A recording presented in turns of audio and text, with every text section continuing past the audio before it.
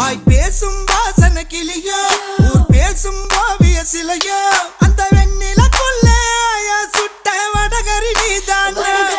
நீ போனா யாரடி எனக்கு நீ தானே சின்ன ஜனுக்கு அடி 5:30 மணிக்கே ஜெஞ்சர் சோடா தரவா நான் உனக்கு நாம் பார்த்த ஒரு தலை நீதானே உன்னால தருதல நான் தானே